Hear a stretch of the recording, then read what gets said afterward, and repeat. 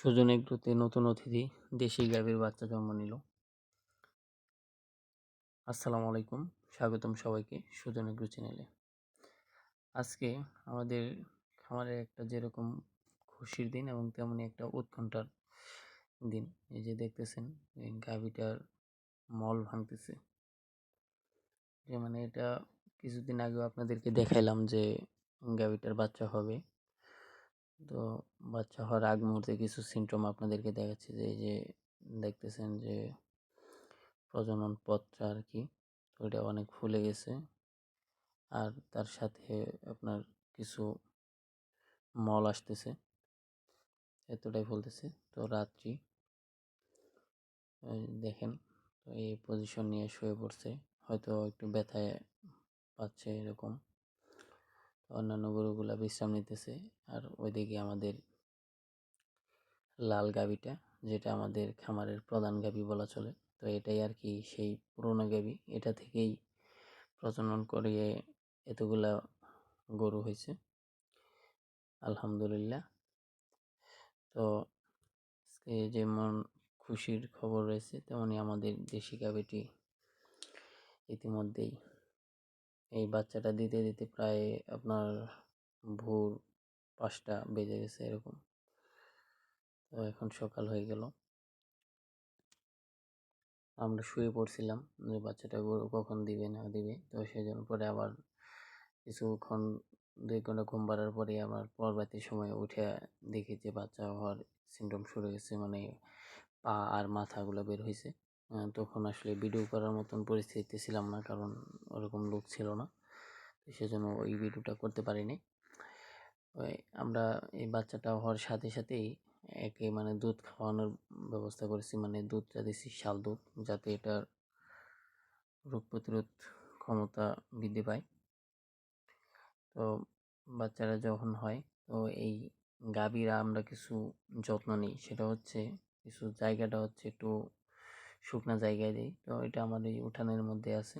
তো একটু পরে এই গোয়ালঘরটা একদম পরিষ্কার করা হবে। এই যে দেখতেছেন যে একটা, এটা কি জোলান না কি বলে আঞ্চলিক ভাষায়, তো আপনাদের এলাকায় কি বলে সেটা অবশ্যই কমেন্টে জানাবেন। তো এটা যখন পড়ে যাবে, তো এটা আবার মাটিতে পুঁতে রাখতে হবে। তারপরে গরুটা একদম ধোয়াই দেব, পরিষ্কার করব। তো এর মধ্যে আবার এই বাছুরটারে দুধ খাওয়ানো শুরু করতেছি। এই দুধ খাওয়া শুরু করে দিছে, অলরেডি দুধ খাইতেছে। আর মেন বিষয় হচ্ছে সেটা হচ্ছে যে আমাদের কীরকম অনুভূতি হচ্ছে আর এটা নিয়ে কি ভবিষ্যৎ পরিকল্পনা। আমাদের বাছুরটি হচ্ছে ষাঁড় বাছুর। তো এটা নিয়ে আমাদের অনেক বড় ধরনের পরিকল্পনা আছে। প্রাণী সম্পদ পালন শুধু যে ব্যবসা নয়, এটা এক ধরনের আসলে ভালোবাসা, যেটা যারা গরু পালন করেন তারা অবশ্যই বুঝতে পারবেন। কারণ এটা মন থেকে আসলে ভালোবাসা না থাকলে গরুর প্রতি এরকম হবে না। যারা পালন করে তারাই একমাত্র বোঝে।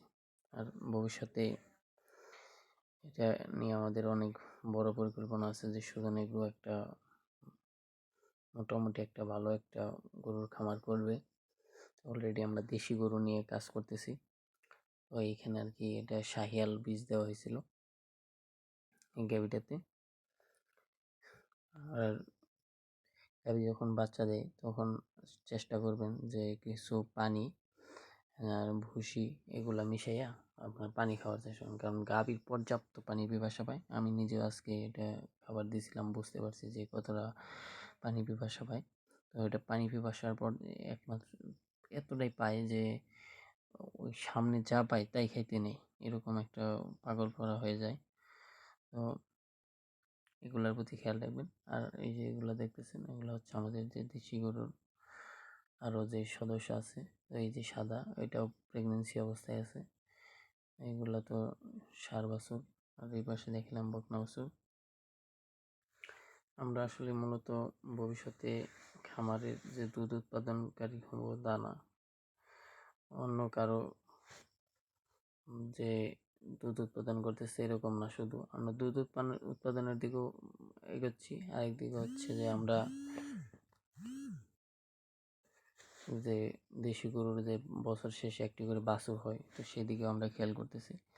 আমরা সব দিক দিয়ে কাজ করার জন্য আমরা চেষ্টা চালিয়ে যাচ্ছি। তো ইতিমধ্যে আমরা আমাদের খামারে একটা বিদেশি জাতের একটা গাভী কেনা হয়েছে, তো ওটা নিয়েও কাজ করতেছি।